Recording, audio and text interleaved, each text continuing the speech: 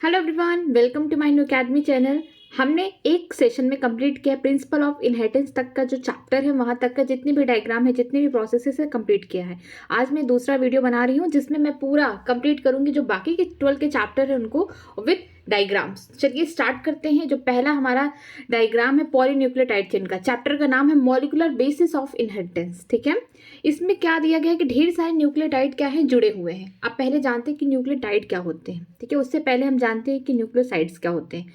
Nucleosides में क्या होता है कि अगर राइबोस शुगर हो और उसमें नाइट्रोजनस बेस है तो राइबोस शुगर जब भी इस्तेमाल होगा ये शब्द आरएनए के लिए होगा। अगर डीऑक्सी राइबोस शुगर बोला जाएगा तो इसका मतलब कि जो सेकंड पोजीशन है शुगर का, वहां पे ऑक्सीजन प्रेजेंट नहीं है, डीएनए में यूज किया जाता है। उसके अलावा प्लस नाइट्रोजनस बेस जोड़ा जाएगा। ठीक है, नाइट्रोजनस बेस क्या होते हैं? प्यूरिन होते हैं, पिरामिडिन होते हैं। प्यूरिन में याद करिए AG। ठीक है, एडनिन हो गया, गोनिन हो गया।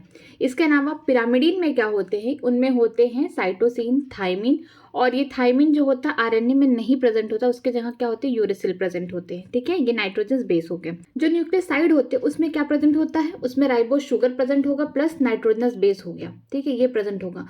ये जो नाइट्रोजनस बेस होते हैं राइबोस शुगर के पहले कार्बन से जुड़े होते हैं, उस बॉन्ड का नाम है एन ग्लाइकोसिटिक बॉन्ड। ठीक है, इसके अलावा जो न्यूक्लियोटाइड होते हैं वो न्यूक्लियोसाइड तो प्रेजेंट है ही है। ठीक है, यहाँ पे नाइट्रोजन बेस, इसके अलावा यहाँ पे जो होता है 5वें कार्बन पे फॉस्फेट ग्रुप जुड़े होंगे। ठीक है, तो यहाँ पे देखिए ये एक न्यूक्लियोटाइड का स्ट्रक्चर है। यहाँ पे देखिए, यहाँ पे पहला कार्बन, दूसरा, तीसरा, चौथा, ये 5वां कार्बन हो गया। ठीक है, इस तरीके से यहाँ पे देखिए कि जो यहाँ पे एडनिन है ये क्या है? एक नाइट्रोजन बेस है जो राइबोस शुगर से जुड़ा हुआ है पहले कार्बन से। यहाँ पे जो बॉन्ड है एन ग्लाइकोसिडिक लिंकेज या बॉन्ड बोल सकते हैं।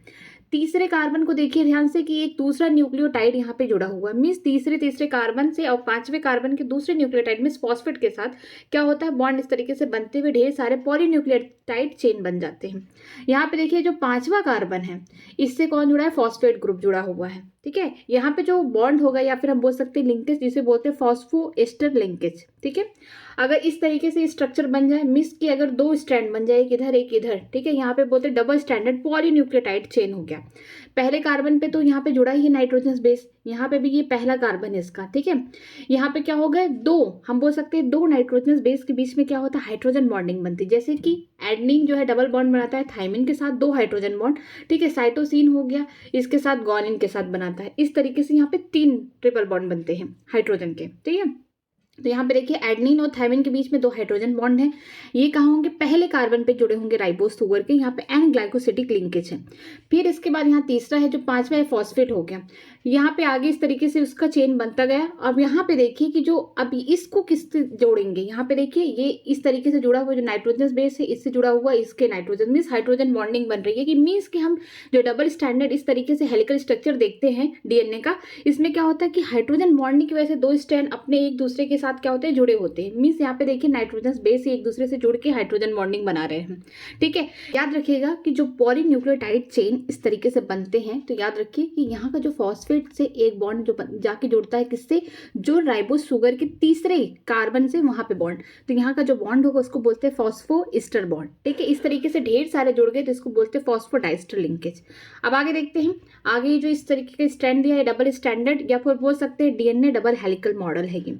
ठीक है, एडनिन किसके साथ बॉन्ड बनाएगा? थाइमिन के साथ, वो भी डबल हाइड्रोजन बॉन्ड। यहाँ पे देखिए गोनिन साइटोसिन के साथ क्या है? ट्रिपल बॉन्ड बना रहा है। ठीक है, बीच में ही क्या है? ये सब जो 2 हेलिकल एक साथ कैसे जुड़े हुए हैं? बेस पेयर की वजह से या नाइट्रोजन बेस की वजह से। वहां पे क्या उनके बीच में हाइड्रोजन बॉन्डिंग है। आपने एक चीज देखा होगा पोलैरिटी, यहाँ पे 5 प्राइम है, यहाँ पे 3 है, यहाँ पे 3, यहाँ 5, मतलब कि एक जो स्ट्रैंड होगा 5 to 3 होगा तो दूसरा जो होगा उसका एंटी पैरेलल होगा, मीन्स उसकी पोलैरिटी अपोजिट होगी, तो यहाँ से 5 to 3 हो जाएगा। ठीक है, इस तरीके से है। अब जो इसका बोल सकते हैं जो बैकबोन होता है किसी डीएनए का, वो शुगर फॉस्फेट लिंकेज की वजह से होता है। ये इंपॉर्टेंट है। आगे चलते हैं, आगे दिया है सेंट्रल डोग्मा, किसने दिया था? क्रिक ने दिया था। ठीक है, अब इसमें देखिए जो डीएनए अगर खुद को अपने आप को एक और डीएनए अपने जैसा बना रहा है तो उसको क्या बोलते हैं? रेप्लिकेशन। आरएनए भी अपने आप को अगर रेप्लिकेट करके एक आरएनए से 2 आरएनए बना रहा है तो इसको भी रेप्लिकेशन कहेंगे। लेकिन अगर डीएनए से एमआरएनए बन रहा है तो उसको ट्रांसक्रिप्शन कहेंगे, और एमआरएनए से प्रोटीन बन रहा है तो उसे ट्रांसलेशन कहेंगे। ठीक है, कुछ वायरसेस ऐसे होते हैं, जैसे एग्जांपल है रेट्रोवायरस, HIV, ठीक है। उसमें क्या होता है, mRNA से क्या बनता है, DNA बनता है, मिस उल्टा काम हो जाता है। ये क्या हो गया, रिवर्स ट्रांसक्रिप्शन। जैसे कि हम जानते हैं कि ट्रांसक्रिप्शन में क्या होता है, DNA से RNA बनता है, लेकिन रिवर्स ट्रांसक्रिप्शन में RNA से क्या बनेगा, DNA with the help of enzyme reverse transcriptase, ठीक है। आगे चलते हैं, न्यूक्लियोसोम का स्ट्रक्चर देखते हैं। ये बीच में क्या है, ये हिस्टोन प्रोटीन है। उस हिस्टोन प्रोटीन क्या होते हैं, वो पॉजिटिवली चार्ज्ड होते हैं, लेकिन हम जानते हैं जो हमारा DNA वो नेगेटिवली चार्ज्ड है। क्यों? क्योंकि उसके पास क्या, फॉस्फेट ग्रुप जुड़ा हुआ है।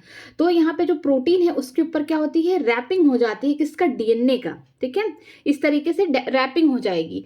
ये क्या है, H1 हिस्टोन, ये क्या है, लिंकर की तरह काम करेगा, मीन्स जोड़ के रखेगा, लॉक कर देगा, ठीक है। किसको, हिस्टोन प्रोटीन को और DNA को। यहाँ पे ये हिस्टोन ऑक्टामर है, मीन्स कि जो हिस्टोन होंगे 8 होंगे, जैसे कि H2A 2 मॉलिक्यूल होंगे इनके, H2B हो गया 2, H3 और 2 होंगे H4, तो हो गए कितने, 8 होंगे। इसीलिए लिखा गया हिस्टोन ऑक्टामर, ठीक है। ये कोर है पूरा इस तरीके का मॉलिक्यूल का। अब देखिए यहाँ पे, यहाँ देखिए इलेक्ट्रॉन माइक्रोस्कोप की हेल्प से देखा गया कि जो ये न्यूक्लियोसोम है ना, ये हमको किस तरीके से दिखते हैं, ये हमको दिखते हैं कि जैसे कि कोई माला है इस तरीके से, उसमें क्या है, छोटे छोटे मोती यहाँ पे गुथे हुए हैं। मीन्स हमको इस तरीके से दिखते हैं कि बीट्स ऑन स्ट्रिंग, कोई स्ट्रिंग है, धागा, उसमें क्या है, ढेर सारी मोतियों की माला है वो, तो हमको इस तरीके से दिखते हैं। देखिए इस तरीके से ढेर सारे, और एक न्यूक्लियोसोम में हम बोल सकते हैं 200 बेस पेयर ऐड होते हैं, ठीक है, इतने रहते हैं। आगे चलते हैं, आगे देखते हैं, हर्शे चेज एक्सपेरिमेंट 1952 में दिया गया था। ये बताता है unequivocal proof of genetic material, means कि ये पूरी तरीके से स्पष्ट करता है कि हमारा जो जेनेटिक मटेरियल है वो DNA है। देखिए इस एक्सपेरिमेंट में क्या होता है, साइंटिस्ट ने क्या किया कि उन्होंने सल्फर, यहाँ पे रेडियो एक्टिव सल्फर लिया, मीन्स S35, और रेडियो एक्टिव क्या लिया उन्होंने, इन्होंने फास्फोरस को क्या लिया है, रेडियो एक्टिव, मीन्स P32, ठीक है। क्या करना था, इनको पता करना था कि जो जेनेटिक मटेरियल है प्रोटीन है कि DNA है, ठीक है। दो चीज में क्या था, कॉन्ट्राडिक्ट था। तो जब उन्होंने सल्फर लिया, तो जैसा कि हम जानते हैं कि बैक्टीरियोफेज क्या है, एक ऐसा वायरस है जो क्या करता है, बैक्टीरिया में इन्फेक्शन कॉज करता है, ठीक है। तो जैसा कि हम जानते हैं कि जो वायरस का स्ट्रक्चर होता है, ऊपर प्रोटीन होते हैं, अंदर जेनेटिक मटेरियल DNA होगा। अब इसमें भी देखिए क्या होगा कि जो फॉस्फोरस होगा कहाँ प्रेजेंट होगा, DNA में होगा, और जो उसका प्रोटीन की कोडिंग है, मीन्स हम बोल सकते हैं जो प्रोटीन की कवरिंग है वहाँ पे सल्फर प्रेजेंट होगा, ठीक है, सल्फर की प्रोटीन वगैरह प्रेजेंट होती हैं। तो जो अब देखिए रेडियो एक्टिव क्या होगा, अगर सल्फर लगाएंगे तो यहाँ पे प्रोटीन हो जाएगा, ठीक है। अगर हम DNA की लिए बात करेंगे तो फॉस्फोरस 32 रेडियो एक्टिव करेंगे तो DNA होगा। फिर उन्होंने क्या किया कि ई कोलाई बैक्टीरिया ले ली, उनमें क्या करा, इन्फेक्शन कराया, मीन्स कि यहाँ पे अब बैक्टीरियोफेज से क्या करा दिया गया, इन्फेक्शन करा दिया गया ई कोलाई में। इसमें देखा गया कि जो जेनेटिक मटेरियल यहाँ पे अंदर गया, इसमें भी गया, ठीक है। ब्लेंडिंग हुआ, ब्लेंडिंग का मतलब अब मिक्सअप पूरा हो गया, सोल्यूशन।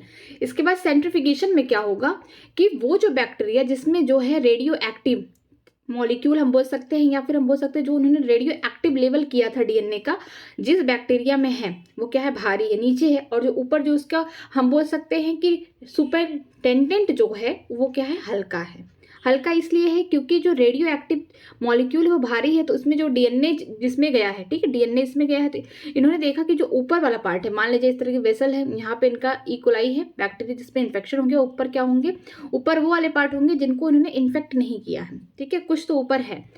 यहाँ पे देखिए, यहाँ पे जो रेडियो एक्टिव फॉस्फोरस है उस वो कहाँ डिटेक्ट किया गया है, सेल में, ई कोलाई के सेल में डिटेक्ट किया गया, और जो उसके ऊपर वाला पार्ट बचा हुआ है सुपरनेंट, उसमें क्या है, कोई रेडियो एक्टिव मॉलिक्यूल नहीं है। मतलब कि अब देखने को मिल रहा है कि जो ई कोलाई है वो भी क्या हो गया, रेडियो एक्टिव हो गई है।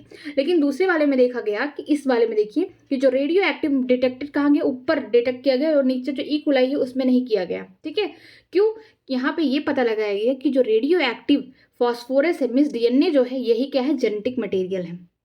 क्योंकि ई कोलाई में जिसमें इन्फेक्शन हुआ उसमें देखा गया जो रेडियो एक्टिव, दोनों में इन्फेक्शन हुआ, लेकिन डिटेक्ट किससे होगा, जो रेडियो एक्टिव फॉस्फोरस या सल्फर से, ठीक है। एक में चेक किया तो सल्फर बाहर रह गया, अंदर नहीं, मतलब कि कहीं ना कहीं उसको बीमारी तो हुई ई कोलाई को, लेकिन सल्फर नहीं किया, मतलब कि प्रोटीन नहीं है, DNA है। दूसरे में भी वही देखा कि ऊपर तो क्या बचा, एकदम बोल सकते हैं प्रोटीन बचा है, प्रोटीन कोड उसका है, उसमें वो रेडियो एक्टिव सल्फर। इसमें उन्होंने क्या देखा कि जो उनका ई कोलाई इन्फेक्टेड है, ठीक है, उसमें उन्होंने देखा कि क्या है, इसमें DNA है, उन्होंने पूरा उसको देखा, तो उनमें देखा गया कि रेडियो एक्टिव फॉस्फोरस पाया जा रहा है उसके DNA में। तो कहीं ना कहीं हमको पता चल गया कि जो जेनेटिक मटेरियल है वो DNA है, ना कि प्रोटीन, ठीक है।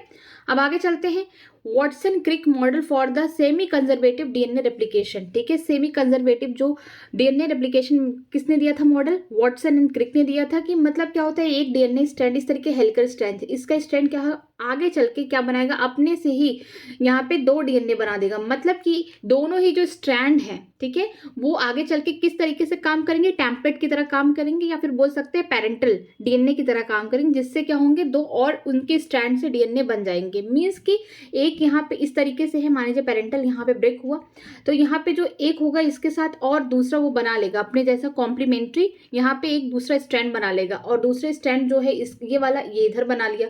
मतलब कि सेमी कंजर्वेटिव है, मीन्स एक स्ट्रैंड अगर डीएनए का रहेगा, टेम्पलेट की तरह काम करेगा, तो उसका कोड, उसका दूसरा हम बोल सकते हैं कोडिंग स्ट्रैंड बन जाएगा।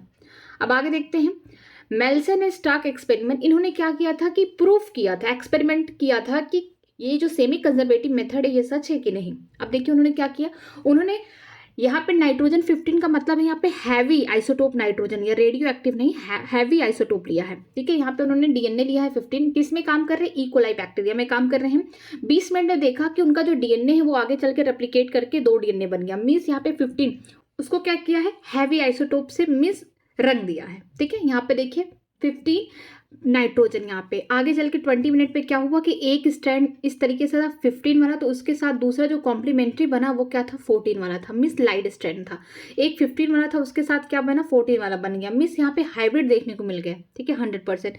फिर देखा गया 40 मिनट बाद ये दोनों स्ट्रैंड फिर अलग बनाएंगे, ये जाके हाइब्रिड बनाएगा, ये वाला देखिए लाइट स्ट्रैंड बनाएगा, ये क्या हाइब्रिड बनाएगा, ये लाइट स्ट्रैंड। मीन्स कि 40 मिनट बाद उन्होंने देखा कि 50% हाइब्रिड बन रहे, 50% लाइट डीएनए बन रहे हैं। ठीक है, इस तरीके से उन्होंने देखा और फिर सेंट्रीफिकेशन किया। ठीक है, जो हाइब्रिड होंगे बीच में होंगे, जो लाइट होंगे नीचे होंगे, जो हैवी वाले होंगे ऊपर होंगे। तो इस तरीके से उन्होंने देखा कि लाइट वाले यहाँ पे है, हाइब्रिड में यहाँ पे।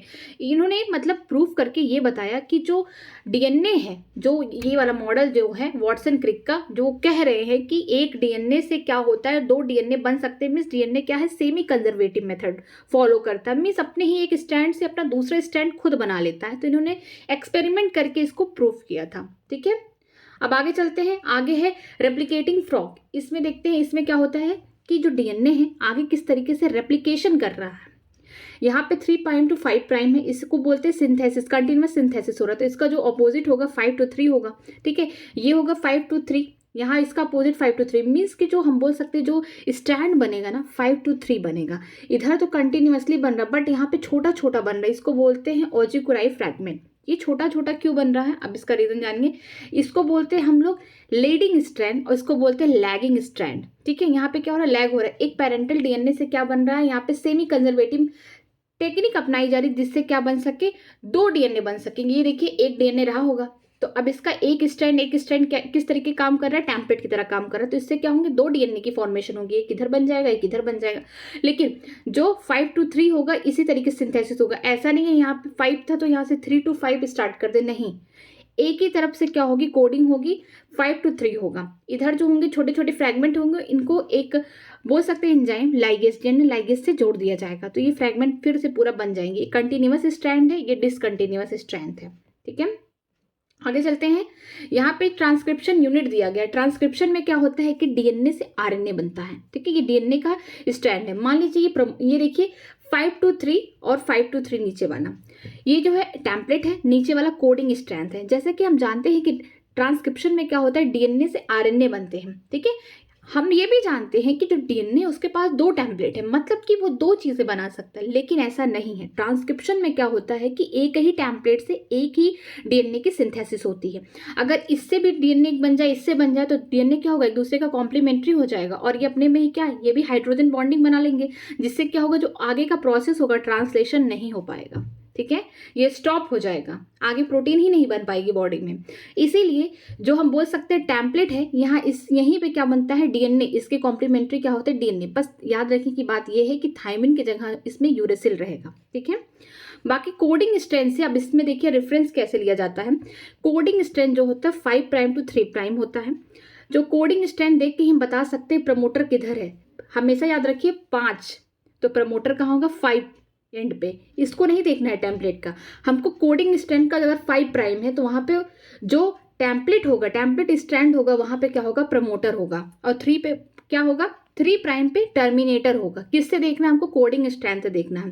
प्रमोटर क्या करेगा? यहाँ से ट्रांसक्रिप्शन स्टार्ट हो जाएगा और टर्मिनेटर पे यहाँ पे स्टॉप हो जाएगा। तो इसको बोलते हैं अप स्ट्रीमिंग, इसको बोलते हैं डाउन स्ट्रीमिंग। ठीक है, ये स्ट्रक्चरल जीन है। यहाँ पे एक चीज और खास बात है कि जो हमको आरएनए अगर पता करना होगा कि कैसा बनेगा, तो हम कोडिंग स्ट्रैंड को देखेंगे। जो जितने भी बेस पेयर वहां पे रहेंगे सेम कहाँ पे होंगे? आरएनए के होंगे, क्योंकि हमको पता है टेम्पलेट और कोडिंग स्ट्रैंड क्या है? एक दूसरे के कॉम्प्लीमेंट्री है। अगर मान लीजिए यहाँ एडेनिन होगा तो यहाँ पे क्या होगा? थाइमिन होगा। ठीक है, ये डीएनए की बात करें, लेकिन यहाँ पे अगर एडेनिन है तो ये जो आरएनए बनेगा वहाँ यूरेसिल होगा। ठीक है, मीन्स कि हम जो हमारा आरएनए है और हमारा कोडिंग स्ट्रैंड है एकदम सिमिलर रहेगा, बस वहाँ पे क्या होगा? थाइमिन और यूरेसिल में क्या करना है? एक्सचेंज कर देना है। ठीक है, आगे चलते हैं। आगे दिया गया है ट्रांसक्रिप्शन इन बैक्टीरिया। बैक्टीरिया में किस तरीके से ट्रांसक्रिप्शन होता है, किस तरीके से हम आरएनए बनाते हैं। 3 प्रोसेस होते हैं, इनिशिएशन, इलोंगेशन, टर्मिनेशन। यहाँ पे देखिए इनिशिएशन में क्या होगा? ये 5 एंड है, 5 प्राइम है, इसका 3 प्राइम इधर होगा। ठीक है, ये 3 है, यहाँ पे 5 होगा इसका। यहाँ पे देखिए प्रमोटर, प्रमोटर कहाँ होगा? 5 प्राइम पे होगा। यहाँ पे जो आरएनए पॉलीमरेज है उनके साथ सिग्मा फैक्टर दिया जाता है, तब जाके ट्रांसक्रिप्शन स्टार्ट होता है। मीन्स की स्टार्टिंग के लिए क्या चाहिए? सिग्मा फैक्टर चाहिए। फिर इस तरीके से पूरा आरएनए बनता रहेगा। किस में हो रहा है? सब बैक्टीरिया में हो रहा है। इलोंगेशन में क्या होगा? कि बनता रहेगा, मीन्स इलोंगेट होता रहेगा। अब हमको टर्मिनेट करना, टर्मिनेट के लिए क्या चाहिए? रो फैक्टर चाहिए। ठीक है, आरएनए पॉलीमरेज में हम उसको बाइंड कर देंगे ताकि वो फिर रुक जाएगा, फिर हमारा जो आरएनए हो बन जाएगा। किस में हो रहा है? बैक्टीरिया में हो रहा। अब देखते हैं ट्रांसक्रिप्शन इन यूकैरियोट। यूकैरियोट में किस तरीके से ट्रांसक्रिप्शन होते हैं? यहाँ पे क्या होता है यूकैरियोट में? यहाँ पे इंट्रॉन और एक्सॉन दोनों हो जाते हैं। इंट्रॉन क्या होता है? हमारे लिए खराब है, हमको उसको जरूरत नहीं है। ठीक है, उनको हम बोल सकते हैं नॉन कोडिंग स्ट्रैंड। ठीक है, यहाँ पे इस तरीके से हमारा क्या है? डीएनए है। अब इस तरीके से हम यहाँ पे 3 काम करते हैं। पहला कैपिंग करेंगे, दूसरा हम करेंगे टेलिंग, तीसरा करेंगे स्प्लाइसिंग। ठीक है, कैपिंग में क्या होगा कि जो 5 प्राइम होगा यहाँ पे लाके जोड़ेंगे 7 एडेनो गुआनोसिन ट्राइफॉस्फेट, यहाँ पे कैपिंग करेंगे 5 पे। ठीक है, टेलिंग में क्या होगा? यहाँ पे टेलिंग जो होगा यहाँ पे हम वहाँ पे क्या करेंगे? टेलिंग में हम यहाँ पे जोड़ेंगे 200 to 300। ठीक है, क्या जोड़ेंगे? एडेनिलिक एसिड या फिर बोल सकते हैं एडाइनिलेट। ठीक है, यहाँ पे जोड़ेंगे। और स्प्लाइसिंग में क्या होगा? हम स्प्लाइसोसोम की हेल्प से जो यहाँ पे इंट्रॉन इस तरीके से निकले हुए हैं इनको क्या कर देंगे? रिमूव कर देंगे। ठीक है, और हमारा एक्सॉन इस तरीके से यहाँ पे देखिए बच जाएगा और ये हमारा एमआरएनए बन जाएगा। तो यहाँ पे 3 काम करना है, पहले कैपिंग करना है, फिर टेलिंग करना, फिर स्प्लाइसिंग करना है। ठीक है, ये तीनों काम करने के बाद हमारा जो एमआरएनए है वो पूरी तरीके से मैच्योर बन जाएगा। हम बोल सकते हैं कि इंट्रॉन से पूरी तरीके से उसको छुटकारा मिल गया है, क्योंकि यूकैरियोट्स में क्या होता है? इंट्रॉन एक्सॉन दोनों इस तरीके से। ये क्या है? एक्सॉन है, ये कोडिंग है, लेकिन ये हमारे काम का नहीं इंट्रॉन। तो हमें क्या करना है? जो 5 प्राइम है वहां पे कैपिंग करेंगे 7 एडेनोसिन गुआनिन ट्राइफॉस्फेट से। ठीक है, फिर इसके बाद हम क्या करेंगे? यहाँ पे टेलिंग करेंगे 3 वाले प्राइम पे। यहाँ पे क्या करेंगे? 200 से लेके 300 मॉलिक्यूल एडेनिलिक एसिड या फिर एडेनाइलेट से जोड़ देंगे। इसके बाद यहाँ पे हम स्प्लाइसोसोम की हेल्प से जो भी इंट्रॉन निकल गए हैं उनको क्या करेंगे? अब उसको रिमूव करेंगे। मीन्स आरएनए में क्या होगी? स्प्लाइसिंग होगी, निकल जाएंगे। ठीक है, और हमारा जो एमआरएनए है हम बोल सकते हैं मैच्योर आरएनए, ये बन के आ जाएगा। ठीक है, ये देखिए कोडान दिए गए हैं कुछ। इस बहुत ढेर सारे अमीनो एसिड होते हैं, हम जानते हैं, उनके कोडान्स दिए गए हैं। कोडान क्या होते हैं? 3 सेट में होते हैं। ठीक है, अब इसको याद कैसे करना है आपको? देखिए यू, ठीक है, यू सी। ठीक, फिर यहाँ पे देखिए U C, U A, U G, आपको इस तरीके से बनाना है। ठीक है, यहाँ पे देखिए सी। ठीक है, सी यू पहले इसमें होगा, फिर सी हो गया, फिर ए, सी जी। मिस अगर आपको नहीं आ रहा है इसको समझ में तो आपको ऐसे करना है ए यू सी, ए यू जी। लेकिन आपको अगर याद करना है तो आपको खुद से ही याद करना पड़ेगा, तो इसको अच्छे से देख लीजिएगा। ठीक है, आगे चलते हैं। यहाँ पे टी आरएनए या फिर एडाप्टर आरएनए बोल सकते हैं या फिर एडाप्टर मॉलिक्यूल बोल सकते हैं। यहाँ पे क्या होता है कि ट्रांसलेशन प्रोसेस में कैसे हेल्प करता है। ये देखिए 5 to 3 प्राइम है हमारा एमआरएनए का। यहाँ पे कुछ कोडान होंगे, यहाँ पे भी कुछ, यहाँ पे कोडान होंगे। हमको अमीनो एसिड बनाना है। यहाँ पे क्या हो रहा है? ट्रांसलेशन हो रहा है। मीन्स कि आरएनए से अब क्या बनेंगे? प्रोटीन्स की तरफ हम लोग बढ़ रहे हैं। ठीक है, तो यहाँ पे कुछ कोडान होंगे, तो जो टी आरएनए होगा ये एंटी कोडान लेके आएगा, ये जोड़ेगा। ठीक है, जो हमको प्रोटीन बनाना है उसका एक दूसरा जो इसके बोल सकते हैं एंटी कोडान होंगे उनको लेके आएगा। ठीक है, यहाँ पे देखेंगे 3 प्राइम पे क्या बन रहा है, ये सब अमीनो एसिड बन रहे हैं। अब आगे चलते हैं, ये देखिए किस तरीके से होता है ट्रांसलेशन, बहुत इंपॉर्टेंट है। हम जैसे कि हम जानते हैं कि जो राइबोसोम होते हैं 70S होते हैं और 80S होते हैं। ठीक है, 70S में कौन होगा, बड़ा वाला जो होगा 50S का होगा, छोटा वाला 30S का होगा। ठीक है, यूनिट। और 80S में क्या होगा, 60S का होगा बड़ा वाला। ठीक है, और 40S का क्या होगा, छोटा वाला होगा यूनिट। तो ये देखिए छोटा वाला यूनिट है और ये बड़ा वाला यूनिट है राइबोसोम का। ठीक है, ये कौन है, mRNA हमारा है। ठीक, यहाँ पे ढेर सारे उसके कोडान्स है क्योंकि हमने इसको किससे बनाया है, डीएनए से बनाया है। तो ढेर सारे इसके बेस पेयर या फिर बोल सकते हैं कोडान यहाँ प्रेजेंट है। यहाँ पे क्या होगा, जो tRNA है ये क्या लाएगा, एंटी कोडान। मीन्स कि जो हम अभी देखा ना कोडान किस तरीके से होते हैं, कोई भी प्रोटीन बनाने के लिए हमको 3 कोडान चाहिए, मीन्स 3 बेस पेयर से ही बनता है। ठीक है, तो यहाँ पे इस तरीके से हम लोग देखेंगे कि यहाँ पे देखिए ये एंटी कोडान होगा। मान लीजिए GCA है तो इसका अपोजिट जो होगा कॉम्प्लीमेंट्री जो बेस पेयर होंगे कौन होंगे, CGU होंगे। ठीक है, यहाँ पे क्या होगा, यहाँ स्टार्टिंग देखिए यहाँ से होगी 3 प्राइम से होगी। ठीक है, क्या होगा, इधर से आया, इधर एक प्रोटीन बन रहा है इस तरीके से। अब ये क्या करेगा, आगे की तरफ इस तरीके से बढ़ता चला जाएगा। ठीक है, ये वाला जो है ये अनट्रांसलेटेड, अब इनका काम खत्म हो गया। इस तरीके से बढ़ता हुआ जाएगा, फिर यहाँ पे इसको चला जाएगा तो ये इधर चले जाएंगे, फिर ये इधर चला जाएगा और इस तरीके से ढेर सारे पॉलीपेप्टाइड चेन बनते चले जाएंगे। जैसे ये आ रहा है, अब ये इधर आएगा, ये जो है ये वाला काम इधर करके मिस और पॉलीपेप्टाइड में जोड़ेगा। ये क्या कर रहा है, सिंथेसिस कर रहा है, एक मतलब एक अमीनो एसिड बना लिया। जैसे कि हम जानते हैं जो प्रोटीन होते हैं वो बहुत ढेर सारे डिफरेंट टाइप के अमीनो एसिड से बने होते हैं, मिस हेट्रोपॉलीमर होते हैं प्रोटीन। ठीक है, तो यहाँ पे क्या होगा कि इधर वाला देखिए कोडान क्या कर रहा है, एक अमीनो एसिड बना रहा है, इधर वाला बनाया एक अमीनो एसिड, इधर वाला इसके पास क्या ढेर सारे यहाँ पे बोल सकते हैं पॉलीपेप्टाइड चेन इसके पास है। ये इधर जाएगा, ये वाला इधर जाएगा, फिर ये वाला इधर आके काम करेगा इधर, फिर आगे वाले जो इधर वाले होंगे यहाँ जाएंगे, फिर ये इधर काम करेंगे। मिस इस तरीके से काम बढ़ता जाएगा। मिस ये अब इधर आएंगे, ये वाला यहाँ पे आ जाएंगे तो ये वाला यहाँ पे काम करेंगे। ठीक है, ये वाले फिर इनका भी काम इधर हो जाएगा तो फिर ये इधर चले जाएंगे। इस तरीके से ढेर सारे पॉलीपेप्टाइड चेन बनते रहेंगे ट्रांसलेशन में। अब आगे देखते हैं लैकोपेरान। लैकोपेरान किस में होते हैं, ये सब होते हैं बोल सकते हैं कि बैक्टीरिया में हमको देखने को मिलता है। क्या होता है कि इन एब्सेंस ऑफ इंड्यूसर मतलब हो सकता है क्या, लैक्टोज, एलोटोज। ठीक है, ये सब होंगे। ठीक है, यहाँ पे क्या होगा, बैक्टीरिया इसको क्या करेगा, ब्रेक करेगा, लैक्टोज को किस में तोड़ेगा, ग्लूकोज में तोड़ेगा प्लस ग्लैक्टोज में तोड़ेगा। ठीक है, ग्लूकोज यहाँ पे इंड्यूसर की तरह काम नहीं करता है।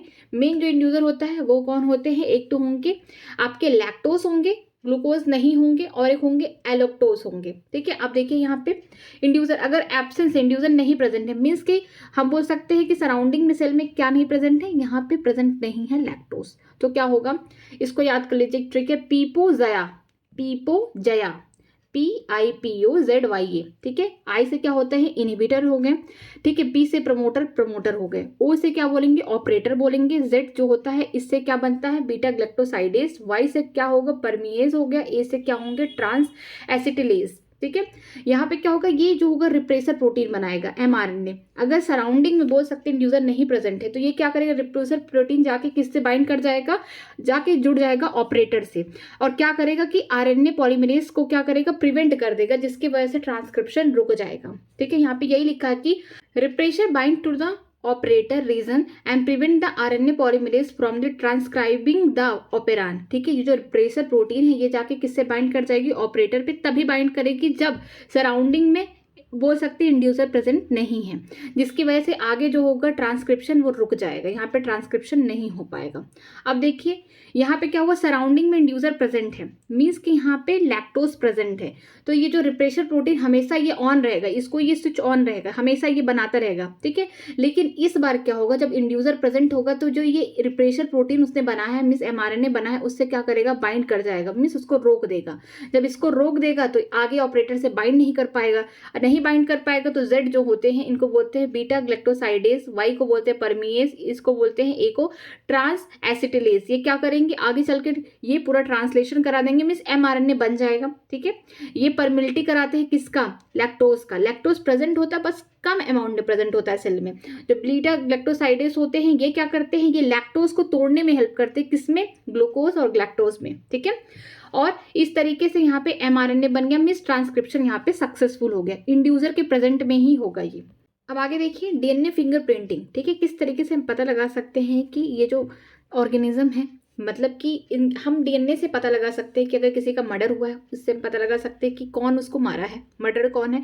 या फिर हम ये भी पता लगा सकते हैं कि अगर कोई बच्चा है तो उसका हम डीएनए निकाल सकते हैं कि इसके पेरेंट्स कौन है। ठीक है, देखिए यहाँ पे ये जो ऊपर वाला होगा पेरेंटल क्रोमोसोम होगा, पेरेंटल का। ठीक है, ये वाला मदर का होगा, ये फादर का होगा, मदर का होगा। यहाँ पे दो लोगों का है, एक इंडिविजुअल है और बी है। देखिए दोनों का अलग अलग है, बस इसमें क्या है कि नंबर ऑफ टेंडम रिपीट हो रहे हैं, क्रोमोसोम नंबर रिपीट हो रहा है, किसी में ज्यादा किसी में कम। ठीक है, ये देखिए क्राइम सीन मीन्स ये डीएनए किसका है, क्राइम का है, क्राइम सीन में। ठीक है, अब यहाँ पे उसका क्रोमोसोम किससे मिलाना है, इससे। अब जिसमें वो रिपीट होगा वही होगा इसका मर्डरिस्ट। यहाँ पे देखिए इसमें मैच हो रहा है बी वाले में, इसमें नहीं हो रहा, ये इसमें नहीं प्रेजेंट है, इसमें मैच हो रहा है, ये इसमें मैच हो रहा है, ये देखिए इसमें मैच हो रहा है, ये सब इसमें नहीं हो रहा। मतलब कि बी वाला ही क्या है, इसका ही डीएनए फिंगरप्रिंटिंग जो बार बार रिपीट हो रहा है, हम टेंडम से ही जो बार बार रिपीट होते हैं क्रोमोसोम, उससे ही पता लगा सकते हैं कि जो सामने वाला का मर्डर है, मर्डरिस्ट है। या फिर हम बता सकते हैं कि जो बच्चा है इसके माता पिता कौन है, इससे ही पता लगा सकते हैं। तो इससे पता चल गया कि बी वाला ही क्या है, इसका कातिल है, ए वाला नहीं है। ए वाले में रिपीट हो रहे टेंडम बट इससे थोड़ी ना मैच कर रहे हैं। ठीक है, अब आगे चलते हैं, आगे है इवोल्यूशन। इवोल्यूशन में देखते हैं कि ये देखिए पहला स्ट्रक्चर दिया गया है मिलर एक्सपेरिमेंट का, 1953 में किए थे मिलर ने। इन्होंने एक लैबोरेटरी में इस तरीके का कंडीशन मेंटेन किया था जब हमारा अर्थ स्टार्टिंग के टाइम में बना हुआ था। तो कैसा कंडीशन रहा होगा, उन्होंने क्या किया कि देखिए इस तरीके का एक पूरा क्लोज्ड ग्लास ले लिया। ठीक, यहाँ पे देखिए गैसेस रख दिए, कौन से, मीथेन, अमोनिया, वाटर, ठीक है, हाइड्रोजन हो गया, और 800 डिग्री सेल्सियस पे इस तरीके से बाहर से इलेक्ट्रोड दे दिया, यहाँ पे मीन्स करंट दिए। ठीक है, यहाँ पे स्पार्किंग हुआ, यहाँ से कुछ पानी बाहर गया, कुछ कंडेंस्ड होके अंदर आ गया। फिर उन्होंने देखा कि जो वाटर कंटेनिंग ऑर्गेनिक मटेरियल, जो ये पानी है मीन्स इससे कुछ रिएक्शन हो रहा, कुछ बना। इसमें क्या हो सकता है, पॉलीसेक्राइड हो सकता है, प्रोटीन हो सकता है। ठीक है, ये सब हो सकते हैं इसमें। और लिक्विड वाटर इन ट्रैप, इसको निकाला गया। फिर उसमें उन्होंने देखा कि जब स्टार्टिंग में जब वहाँ अर्थ था किस तरीके से लाइफ अपने आप को फॉर्म की, मीन्स कैसे लाइफ की ओरिजिन हुई। ठीक है, उन्होंने लैब में ये पूरा कंडीशन देखा, मीन्स ये केमिकल एवोल्यूशन को प्रूफ करने में लगे हुए थे। इस तरीके से बॉइलिंग वाटर, और यहाँ वैक्यूम पंप यहाँ पे लगा हुआ है। मीन्स आगे देखिए, अब ये देखिए ये फैमिली ट्री किसका है, डायनासोर्स का। जो नीचे वाले होंगे एंसेस्टर होंगे, ऊपर वाले क्या होंगे, हम बोल सकते हैं मॉडर्न डायनासोर हैं। ठीक है, जैसे स्टेक्टोसोरस के कौन होंगे, ये एंसेस्टर किसके होंगे, ये ट्राइसेराटोप्स के होंगे। इसके अलावा ब्रांचियोसोरस किसके एंसेस्टर हैं, ये होंगे राइनोसोरस में। ये क्या थे, हर्बीवोर्स थे, मीन्स ये घास वगैरह खाते थे।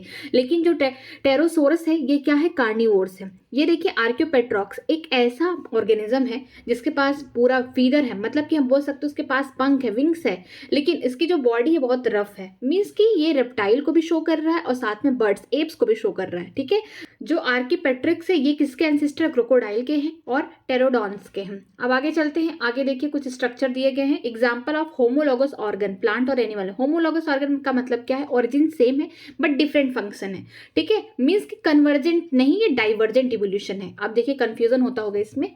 होमोलॉगस का मतलब ओरिजिन सेम है, ठीक है, सेम ओरिजिन से बने, बट उनके काम क्या है, डिफरेंट डिफरेंट हो गए, तो क्या हो गए, डाइवर्स हो गए। ठीक है, तो ये क्या हो गए, डाइवर्जेंट इवोल्यूशन शो करेंगे। वहीं पे क्या होगा, एनालॉगस का मतलब ओरिजिन डिफरेंट डिफरेंट है लेकिन काम एक कर रहे हैं। ठीक है, इनको क्या बोलेंगे हम, एनालॉगस जो ऑर्गन है उनको क्या बोलेंगे हम, कन्वर्जेंट इवोल्यूशन बोलेंगे। तो चलिए देखते हैं प्लांट में। यहाँ पे देखिए जो बोगनविलाई है इसमें ये देखिए कांटे निकले हुए, ये किससे बने हुए, एक्सिलरी बर्ड से बने हुए, होमोलॉगस ऑर्गन है। यही कुकुरबिटेसी में देखेंगे कि ऐसे पौधे जिससे हम बोल सकते हैं गॉड फैमिली के। ठीक है, जैसे कि वाटरमेलन हो गया, ठीक है, बिटर गॉड हो गया, ये सबके फैमिली के देखेंगे। जो ये टेंड्रिल दिखते हैं ना, ये क्लाइंबिंग के काम करते हैं। तो ये किसके एक्सिलरी बर्ड से बने हुए हैं, मीन्स की ऑर्गन सेम है, मीन्स फंक्शन डिफरेंट हो जा रहे हैं। यहाँ ओरिजिन तो सेम है बट यहाँ पे फंक्शन डिफरेंट हो जा रहा है, तो ये इनको बोलेंगे डाइवर्जेंट इवोल्यूशन। ये प्रोटेक्शन के लिए है, ये क्लाइंबिंग के लिए। आगे देखते हैं, जो मैन का हैंड है, ठीक है, 4 विंग, और चीता का जो पाँव है, ठीक, वो देखिए वेल का जो विंग्स है उसको, और जो ये बर्ड है उनके जो विंग्स है, ये सब क्या है, इनकी ओरिजिन सेम है, वही रेडियस, अल्ना, कार्पल, मेटाकार्पल, फेंचिल सब कुछ प्रेजेंट है, बट यहाँ पे डिफरेंट काम है। मैन दूसरा काम करेगा, इसको रनिंग करना है, वेल को क्या करना है, स्विमिंग करना है, बैट्स को फ्लाइंग करना, तो यहाँ पे डिफरेंट काम हो गए, तो ये क्या होंगे, डाइवर्जेंट इवोल्यूशन। अब आगे चलते हैं, आगे दिया गया है विंग मोथ और डार्क एंड वी।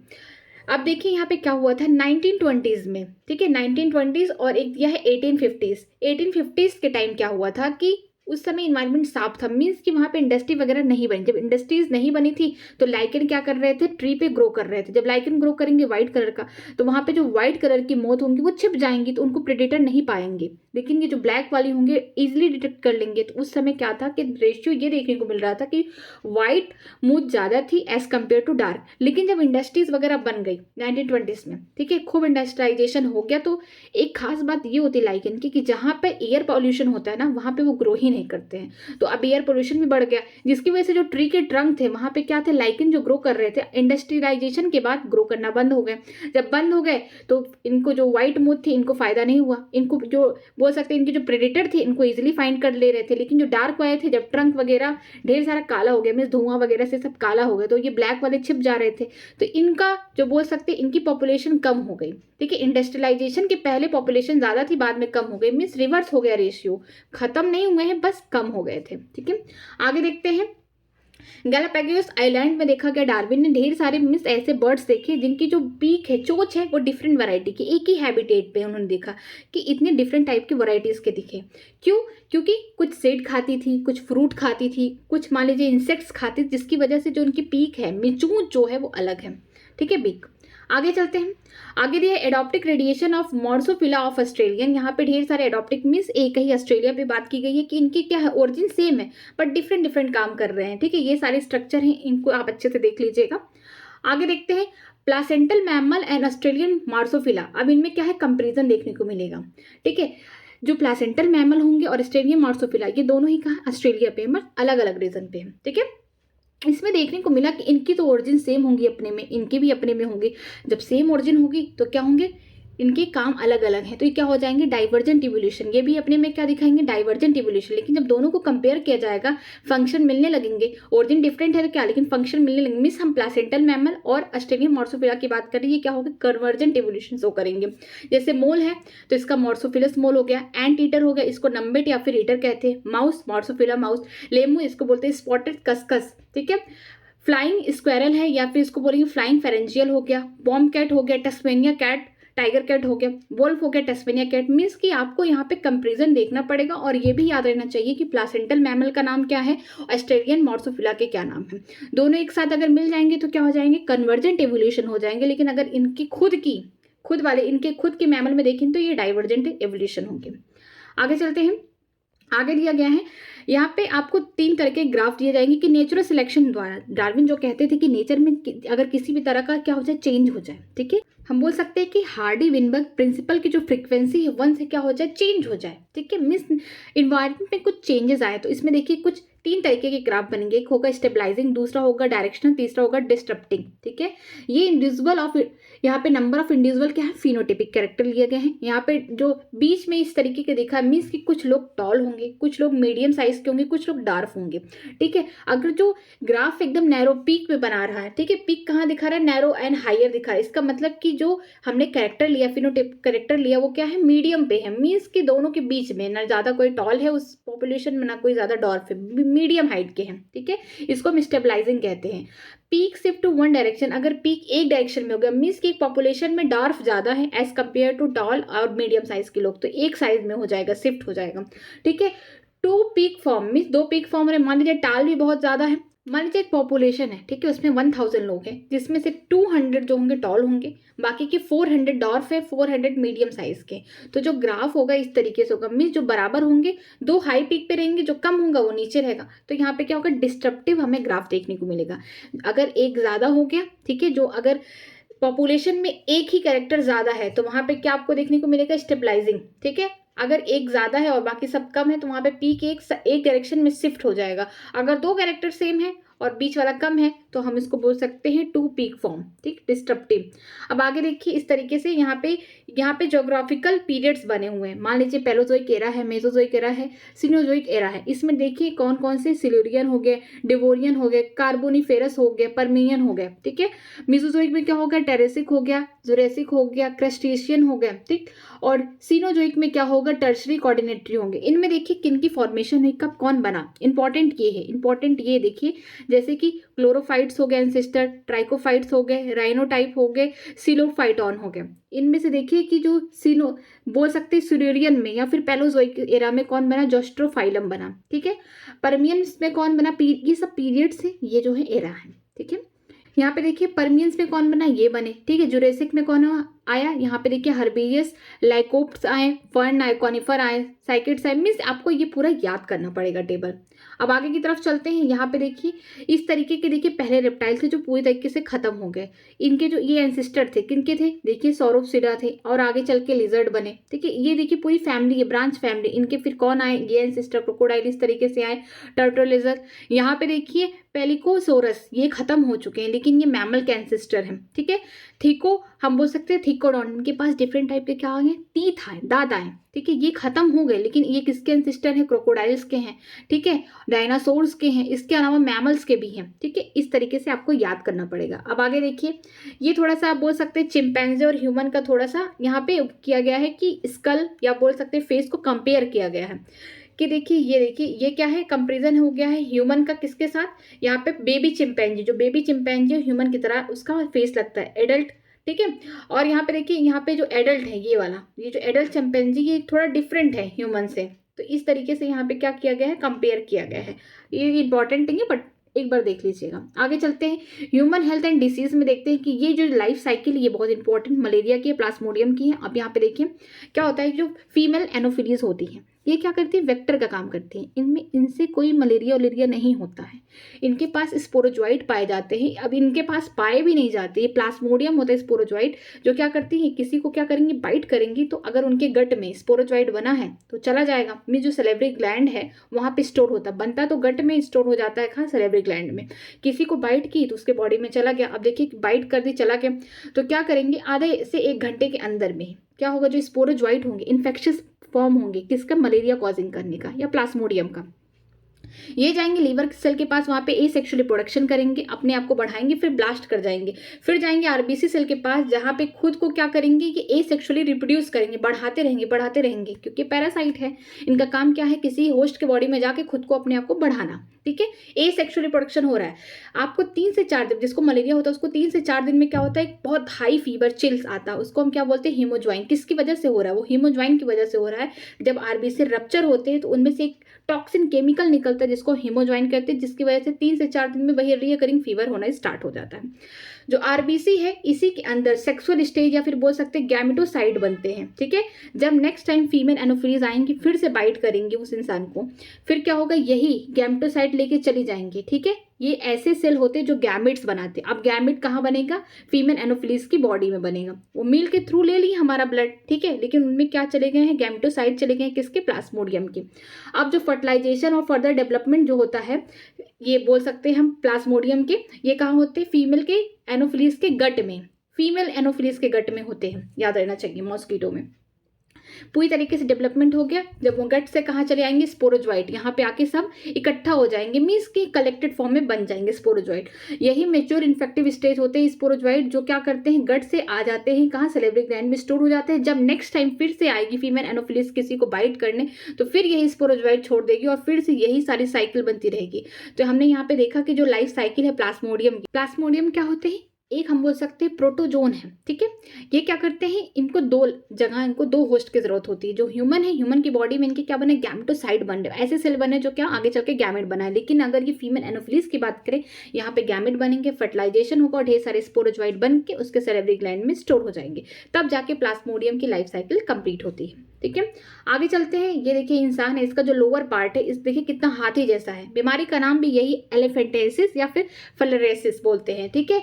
इस किसकी वजह से होता है, ये होता है एक हेलमिंथिस की वजह से, जिसको बोलते हैं वचेरिया बेनाक्रॉफ्टी, अचेरिया मलाई की वजह, जिससे क्या होगा, जो इसका लोअर लिम्फ है, इसके लिम्फेटिक वेसल क्या हो जाते हैं, इफेक्टेड हो जाते हैं इससे, ठीक है, इस हेलमिंथिस के, जिसकी वजह से क्या बोल सकते हैं, इसका जो जेनाइटल पार्ट है या फिर जो लोअर पार्ट है, ये क्या हो जाएंगे, धीरे धीरे क्रॉनिक इन्फ्लामेशन में सूजने लगेगा। और ये इसका भी जो वेक्टर है वो फीमेल क्यूलेक्स है, ठीक है, मॉस्किटो ही है। जो इसको अगर हुआ है तो इसके, अगर कोई हेल्दी पर्सन है, अगर यहाँ से मच्छर काट के इसको गया, ठीक है, बाइट करके गया, तो इसको अगर कर दिया तो इसको भी ये बीमारी हो जाएगी। तो मतलब कि मच्छर से ही क्या होगी, ये बीमारी स्प्रेड होगी। आगे चलते हैं। ये देखिए रिंगवॉर्म है, यहाँ पे स्क्लेरी है इस तरीके से। तो रिंगवॉर्म के तीन बोल सकते जीनस दिए कि उसका जो हम ट्रिक बताए थे मेट से क्या हो गया माइक्रोस्पोरेंजियम, इप्टोफाइटॉन हो गया, ट्राइकोफाइटॉन हो गया। तो आप इसको याद कर लीजिएगा। ये है एंटीबॉडी मॉलिक्यूल, ठीक है। एंटीजन इस बाइंडिंग साइट है, हमने देखा जो एंटीबॉडी जो मॉलिक्यूल है इनमें क्या होते हैं H2L2 मीन्स दो क्या है हैवी चेन हो गए और दो लाइट चेन हो गए। यहाँ पे एंटीजन बाइंडिंग साइड है, कोई एंटीजन आए यहाँ पे बाइंड कर देता है, ठीक है। ये लाइट चेन दो होंगे, दो हैवी चेन होंगे, इनके बीच में जो बॉन्ड होगी इसको बोलते हैं हम सल्फाइड बॉन्ड। यहाँ पे सल्फर का लिंकेज होगा। अब आगे देखिए डायग्राम दिया गया है SLO सेकेंडरी लिम्फोसाइट ऑर्गन। जैसे कि हम प्राइमरी जानते कौन होगा, थैलेमस होगा, ठीक है, और बोन मैरो होंगे। लेकिन सेकेंडरी जो होते हैं उनमें कौन आएंगे, लिम्फ नोड आएंगे, ठीक। इसके अलावा स्प्लीन आ गया, साथ में आएंगे अपेंडिक्स। ये सब क्या है, ये सब जो है सेकेंडरी लिम्फोसाइट ऑर्गन है। अब देखिए इस पूरे ऑर्गन में आपको प्राइमरी सेकेंडरी दोनों देखने को मिलेंगे। ये है लिम्फ नोड, ये क्या होंगे सेकेंडरी लिम्फोसाइड ऑर्गन होंगे। ये क्या करेंगे, एंटीजन बाइंडिंग साइड देंगे, ठीक है, कि यहाँ पे तुम आओ एंटीजन को बाइंड करके मारो। ये क्या होगा, थाइमस होगा, ये होगा primary PLO primary lymphocyte organ हो गए। ये क्या होगा, लिम्फेटिक वेसल हो गए पूरी तरीके से। अब आगे देखते हैं, आगे हम देखेंगे किस तरीके से रेट्रोवायरस किसी भी ह्यूमन की बॉडी में चला जाता है तो कैसे अपनी जनसंख्या बढ़ाता है। जैसे कि हम जानते हैं वायरस दो ही चीज से बना होता है, एक प्रोटीन, अंदर उसका DNA मॉलिक्यूल, ठीक है। जो रेट्रोवायरस होता है उसके ऊपर तो प्रोटीन होता है लेकिन उसके ऊपर एक कवरिंग भी पाई जाती है और अंदर क्या होंगे, सिंगल स्टैंडर्ड दो मॉलिक्यूल क्या होंगे, RNA होते, सिंगल स्टैंडर्ड RNA होते हैं। इस बात को याद रखिएगा। जब ये किसी एनिमल सेल को इन्फेक्ट करेगा तो क्या करेगा, यहाँ से अपना ऊपर वाले कवरिंग प्रोटीन को तो छोड़ देगा, उसने अपना RNA अपना जेनेटिक मटेरियल कहाँ पे डाल दिया, cytoplasm of the animal cell, ठीक है। वो देखिए ए वायरस क्या करने जा रहा है, एक नॉर्मल सेल को अब इन्फेक्शन किस तरीके से करने जा रहा है। ये देखिए वायरल RNA कहाँ पे आ गया है, एनिमल के सेल में आ गया। अब RNA क्या है, अब अपने आप को बदलेगा। ये वायरस इतना चालाक है कि इसको अब DNA बदलना है, मीन्स अपना ये वायरल RNA किसमें बदलेगा, DNA में। जैसा कि हम पहले जानते हैं कि RNA से अगर DNA बनता है तो क्या होता है, रिवर्स ट्रांसक्रिप्शन होता है। हमने पहले भी पढ़ा है कि DNA से RNA बना तो ट्रांसक्रिप्शन, लेकिन RNA से अगर DNA बना तो क्या हो गया, रिवर्स ट्रांसक्रिप्शन। तो ये क्या करता है, रिवर्स ट्रांसक्रिप्शन करता है, किसकी हेल्प से, रिवर्स ट्रांसक्रिप्टेज की हेल्प से। तो ये क्या बनाता है, वायरल RNA से वायरल DNA बना लिया। अब ये वायरल DNA कहाँ जाएगा, साइटोप्लाज्म से अब जाएगा न्यूक्लियस के पास। ये सब कहाँ काम हो रहा है, साइटोप्लाज्म में हो रहा है, ठीक है। अब यहाँ न्यूक्लियस के पास जाएगा जहाँ पे होस्ट का या फिर बोल सकते हैं एनिमल सेल का यहाँ पे DNA है, ठीक है, जेनेटिक मटेरियल। अब उससे क्या करेगा, उससे अब काम कराएगा, उससे काम ये कराएगा कि जो न्यू वायरल RNA है अब इससे बनवाएगा, ठीक है, इसको इन्फेक्शन कर देगा, जिसकी वजह से अब जो ये DNA है जब RNA बनाएगा मीन्स ट्रांसक्रिप्शन करेगा। यहाँ पे क्या हुआ, रिवर्स ट्रांसक्रिप्शन हुआ। यहाँ पे ट्रांसक्रिप्शन में क्या होगा कि DNA से क्या बनेगा, वायरल RNA बनेगा, मीन्स कि अब इन्फेक्टेड RNA बनना स्टार्ट हो गए। अब ढेर सारे ऐसे ही ढेर सारे RNA के मॉलिक्यूल बन गए। अब ये RNA कहाँ जाएंगे, अब दूसरे, मीन्स कि हम बोल सकते हैं ये वायरस जाके अब दूसरे सेल को इन्फेक्ट करेंगे।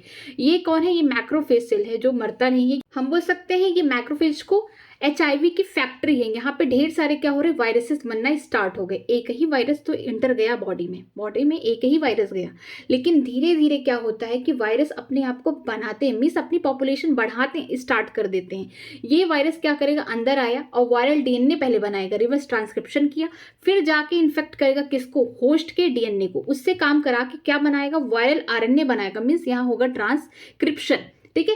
फिर इससे क्या होंगे, ढेर सारे वायरस पार्टिकल निकलेंगे और ये वायरस जाके किसी और सेल को इन्फेक्ट करेंगे। याद रखिए कि जो इन्फेक्टेड सेल है can survive while the virus are being replicated and release. ये सेल क्या होगा, मशीन की तरह काम करेगा, तभी इसको बोला गया है HIV फैक्ट्री। ये मरेगा नहीं, काम ऐसे ही करता रहेगा। अब देखिए ये है मॉर्फिन का स्ट्रक्चर, ये ओपियम पॉपी है, ठीक है, अफीम का। ये देखिए कैनाबिनाइड का स्ट्रक्चर है, इसमें किसका बना है, किस लीफ से बना है, कैनबिस सटाइवम। ये देखिए धतूरा है, धतूरा का काम क्या है, हेलोजिनेशन करना, ठीक है। आगे चलते हैं, आगे है माइक्रोब्स इन ह्यूमन वेलफेयर। अब माइक्रोब्स, कुछ ऐसे माइक्रोब्स होते हैं जो ह्यूमन के काम आते हैं, मीन्स अच्छे माइक्रोब्स होते हैं। ये देखिए यहाँ पे बैक्टीरिया का सेल दिया गया है जो किसमें मैग्नीफाई करके देखा गया है, 1500x पे, 15x पे माइक्रोस्कोप पे मैग्नीफाई करके देखा गया। तो ये रॉड शेप के हैं, ये क्या है, स्पेरिकल शेप के, तो हम इसको क्या बोलेंगे, बैसिलस, ठीक है, इसको बोलेंगे हम कुकस। अब आगे देखिए, ये देखिए ये वाला देखिए एक ऐसा बैक्टीरिया जिसके पास क्या है, फ्लैजेला पाया जा रहा है, इस तरीके से, ठीक है, रॉड शेप का बैक्टीरिया, इसके पास फ्लैजेला पाया जा रहा है। इसको कितने पे मैग्नीफाई किया गया है, 15,000 पे, 50,000 पे। लेकिन आपको ये सब याद करने की जरूरत नहीं है, बस स्ट्रक्चर देखिएगा। ये देखिए एक बैक्टीरियोफेज है, एक ऐसा वायरस जो बैक्टीरिया में क्या करता है, इन्फेक्शन कॉज करता है। इसका हेड हो गया, कॉलर हो गया, ये टेल हो गया, ये प्लेट हो गया, और ये पिन क्या करेगा, यही जाके ई कोलाई या फिर कोई बैक्टीरिया हो उस पर इन्फेक्शन करेगा, उसको चिबाएगा यहाँ पे, ठीक है। ये ब्रॉन्च हो गया। ये देखिए एडेनो वायरस है, ये क्या करते हैं, रिस्पायरेटरी पाथवे में क्या करते हैं, इन्फेक्शन कॉज करते हैं ह्यूमन के। ये हो गया रॉड शेप का, हमको क्या देखने को मिल रहा है यहाँ पे, वायरस। ये किससे निकाला गया है, टीएमबी। याद रखिए ये वायरस है और इधर वाले क्या है, सब बैक्टीरिया है, ठीक है। इसको कितने में देखा गया, 1 लाख से 1,50,000 पे देखा गया। आगे देखते हैं, यहाँ पे फंगल कॉलोनी है और बैक्टीरिया की कॉलोनी कहाँ देखने को मिलती है, कि लैब में, ठीक है। ये अगर छोटे छोटे इस तरीके से रहेंगे तो ये बैक्टीरिया की कॉलोनी है, इसको माइक्रोस्कोप से देखा गया, ये फंगल की कॉलोनी है। आगे चलते हैं, जो बड़े बड़े फर्मेंटर होते हैं, बड़े बड़े बर्तन होते हैं, इसमें क्या किया जाता है, अपना प्रोडक्ट बनाया जाता है, ठीक है। यहाँ पे ये फर्मेंटर में, ठीक है, माइक्रोब्स की हेल्प से यहाँ पे बियर बनते हैं, अल्कोहल जितने भी ये सब बनते हैं यहाँ पे फर्मेंटर से, इंडस्ट्रीज में बनते हैं, और ढेर सारे यहाँ पे फर्मेंटर, यहाँ पे लोग काम कर रहे हैं, तो ये क्या हो गया, फर्मेंटेशन प्लांट हो गया, ठीक। ये है सेकेंडरी सीवेज ट्रीटमेंट, यहाँ पे बायोलॉजिकल मेथड चलता है, इसी तरीके से यहाँ पे फिगर दिया गया है। आगे चलते हैं, an aerial view of the sewage plant, ये दूर से देखा गया कि जो सीवेज ट्रीटमेंट प्लांट है एसटीपी, किस तरीके से यहाँ पे फिजिकल मेथड होता है, बायोलॉजिकल मेथड होता है, कैसे यहाँ पे किया जाता है सफाई सीवेज की, ठीक है। आगे चलते हैं, आगे देखिए टिपिकल बायोगैस प्लांट, कैसे बायोगैस प्लांटेशन की जाती है। यहाँ पे क्या होता है, 10 से 15 फीट का गड्ढा खोद लिया जाता है। इस पे क्या करते हैं, हम डंक लेके आते हैं कैटल का और वाटर को मिक्स कर देते हैं, जिससे क्या होगा, एनारोबिक जो बैक्टीरिया होती है ये ग्रो कर जाती है और यहाँ पे क्या करती हैं, कुछ गैसेस निकालती है, जैसे उसी को हम कहते हैं बायोगैस, ठीक है। उसमें क्या होगा, मीथेन होगा, कार्बन डाइऑक्साइड होगा, हाइड्रोजन सल्फाइड होगा, मीथेन सबसे ज़्यादा होता है, और फिर यही गैस सबके घरों में जाती है, लाइटनिंग में, कुकिंग में हेल्प करती है। इसके अलावा और जो मेन्यूर बचे होंगे उनको लेके जाके खेतों में खाद की तरह यूज़ कर देते हैं, ठीक। आगे चलते हैं बायोटेक्नोलॉजी प्रिंसिपल एंड एप्लीकेशन में। यहाँ पे देखिए किस तरीके से हम रिकॉम्बिनेंट डीएनए बनाते हैं। देखिए ये हमारा वेक्टर डीएनए है, ये फॉरेन डीएनए। वेक्टर डीएनए की हेल्प से हम क्या करते हैं, अपना जो डिजायरेबल या फॉरेन डीएनए को हम क्या करते हैं, ढेर सारा बनाते हैं। तो इको R1 जो होता है वो डीएनए को कट कहाँ से करता है, उसका जो सीक्वेंस होता है इको R1 का, GAATTC, G और A के बीच में कट लगाएगा, ठीक है। जो वेक्टर डीएनए होगा उस पर भी यही सीक्वेंस प्रेजेंट होगा। हमने कौन सा एंजाइम यूज किया है यहाँ पे, इको R1। ये क्या है, रिस्ट्रिक्शन एंडोन्यूक्लियस होते हैं, ठीक है। ये अपने सीक्वेंस पे ही कट करेंगे G और A के बीच में, इस बेस पेयर में। यहाँ पे भी कट हुआ, यहाँ पे भी हुआ। खास बात ये है कि जब भी हम वेक्टर डीएनए ले रहे हैं या फिर फॉरेन डीएनए ले रहे हैं तो सेम ही रिस्ट्रिक्शन एंजाइम को यूज करेंगे। इस तरीके से ये वाला पार्ट रिमूव हो गया, इधर वाला पार्ट देखिए ये रिमूव हो गया। तो ये क्या हो गया, जो इनके कॉम्प्लीमेंट्री थे रिमूव हो गए, तो स्टिकी एंड यहाँ पे जनरेट हो गया। तो अब ये स्टिकी एंड को यहाँ पे चिपकाने के लिए हमको डीएनए लाइगेज की हेल्प लेनी पड़ेगी। आगे चल के क्या बन जाएगा, फिर रिकॉम्बिनेंट डीएनए की फॉर्मेशन हो जाएगी। ये वाले डायग्राम में देखिए, ये हमारा फॉरेन डीएनए है और ये हमारा वेक्टर डीएनए या फिर हम प्लाज्मिड लिए हैं। हमने सेम रिस्ट्रिक्शन एंजाइम की हेल्प से कट कराया, किसमें, फॉरेन डीएनए में भी और वेक्टर डीएनए में भी। यही काम हमने यहीं पे भी किया था। देखिए ये देखिए, ठीक है। यहाँ पे हम ऐसे छोटे छोटे फ्रैगमेंट्स बन जाएंगे। अब यहाँ पे जो प्लाज्मिड है वो भी कट हुआ है सेम रिस्ट्रिक्शन एंजाइम से। अब हम इसको किससे जोड़ेंगे, लाइगेज की हेल्प से हम इसको जोड़ देंगे, जो हमारा फॉरेन डीएनए, किसको, प्लाज्मिड से या फिर वेक्टर से, जिससे क्या बन जाएगा, रिकॉम्बिनेंट डीएनए मॉलिक्यूल बन जाएगा। अब ये जो रिकॉम्बिनेंट डीएनए मॉलिक्यूल है इसको हम किसमें भेजेंगे, कोई ऐसा होस्ट जिसमें क्लोनिंग कैपेसिटी ज्यादा है, ठीक है, ढेर सारी कॉपी बनाता हो। तो हम क्या करेंगे, जो रिकॉम्बिनेंट डीएनए मॉलिक्यूल है इसको ट्रांसफर कर देंगे किसमें, ई कोलाई के सेल में। इसी प्रोसेस को ट्रांसफॉर्मेशन कहते हैं। अब जैसे जैसे ई कोलाई अपने आप को डिवाइड करेंगे या रिप्लिकेट करेंगे, हमारा जो फॉरेन डीएनए जो रिकॉम्बिनेंट डीएनए में जुड़ा है वो भी अपने आप को बढ़ाएगा। आगे चलते हैं, इलेक्ट्रोफोरेसिस में क्या होता है। ये जेल इलेक्ट्रोफोरेसिस में क्या होगा कि एक बड़ा सा वेल होगा, ठीक है, बाहर क्या किया जाएगा, इलेक्ट्रिसिटी यहाँ से ऐड कर दिया जाएगा, ठीक है। इसमें क्या होगा, एग्रोस जेल होगा, जो कहाँ से निकाला गया है, सीवीड है, ठीक है। यहाँ पे क्या होंगे, वेल, जो हमारा रिस्ट्रिक्शन एंजाइम है उसने डीएनए के फ्रैगमेंट छोटे छोटे कर दिया। अब उनमें से हमको चूज करना कौन सा हमारे लिए सुटेबल है, ठीक है। यहाँ पे हम करेंगे कैथोड एंड, यहाँ पे एनोड, ठीक है। ये निगेटिवली होगा, ये पॉजिटिव होगा। जैसा कि हम जानते हैं कि डीएनए हमारा निगेटिवली चार्ज है, तो वो कहाँ जाएगा, पॉजिटिव की तरफ जाएगा, ठीक है। जब हम बाहर से इलेक्ट्रिसिटी देंगे तो हमारा ये जो ढेर सारी ये जो वेल है इनमें हमने क्या डाला है, फ्रैगमेंट डाला है, किसका, डीएनए का, जिसने जो रिस्ट्रिक्शन एंजाइम जिसको कट करके रखा था, ठीक है। यहाँ पे क्या होगा, डीएनए के ढेर सारे बैंड्स बन जाएंगे। जो सबसे छोटा होगा वो बहुत जल्दी कहाँ जाएगा, एनोड की तरफ जाएगा। हम लोग एग्रोस का क्यों इस्तेमाल करते हैं, इसलिए करते हैं कि वो सीविंग इफेक्ट देता है। जिसकी साइज छोटी होगी जिस फ्रैगमेंट का डीएनए का, वो बहुत तेज मूव करते हुए कहाँ जाएगा, एनोड्स के पास जाएगा। तो फिर हम उसको चूज कर लेंगे। अब आगे चलते हैं, आगे देखिए ये कौन है, ई कोलाई का क्लोनिंग वेक्टर है, जो कि आर्टिफिशियली बना है। इसका नाम है PBR322। ये देखिए, इस ई कोलाई के पास 2 एंटीबायोटिक रेजिस्टेंट जीन है, जैसे एक टेट्रासाइक्लिन हो गया, एक हो गया एम्प्लिसिन हो गया। इसमें क्या होगा, वैम फर्स्ट हो गया, साल फर्स्ट, ठीक है। इसके अलावा एम्प्लिसिन रजिस्टेंट में क्या होगा, PVU फर्स्ट होगा, पास्ट फर्स्ट होगा। रोप क्या करेगा, ये प्रोटीन बनाएगा रिप्लिकेशन के लिए, यहाँ पे होगा PVU। ये सब साइट है, ठीक है। ऑरिजिन ऑफ रिप्लिकेशन ये हो गया। इसके अलावा हिन थर्ड, ठीक है, कैल फर्स्ट, इको R1 फर्स्ट है। जब भी इको R1 आएगा जो कट करेगा, ठीक है, मान लीजिए इसको अगर कट करेगा इस प्लाज्मिड को, तो इसी साइड पे आके कट करेगा, यहाँ पे कट नहीं कर सकता है, ठीक है। आगे चलते हैं कि किस तरीके से हम DNA जो निकाले हैं उसको हम क्या करेंगे, चिल्ड इथेनॉल की हेल्प से हम उसको प्रेसिपिटेट बाहर निकालेंगे, ठीक है। ये देखिए DNA है, इसमें क्या डाले हम, चिल्ड इथेनॉल डाले, जिसकी वजह से जो हम बोल सकते हैं जो फाइन थ्रेड है DNA का वो क्या होगा, बाहर निकल गया। ये जो निकालने वाला स्पिरिचुअल है इसको बोलते हैं, इसको इस प्रोसेस को बोलते हैं स्पूलिंग, ठीक है। आगे चलते हैं, आगे है PCR पॉलीमेरेज चेन रिएक्शन। इसमें 3 प्रोसेस होता है, जैसे मैंने एक शॉर्ट दिया था, जैसे डे की स्पेलिंग DYA होता है, लेकिन इसके लिए DAE डाई, ठीक है, इससे याद करिएगा।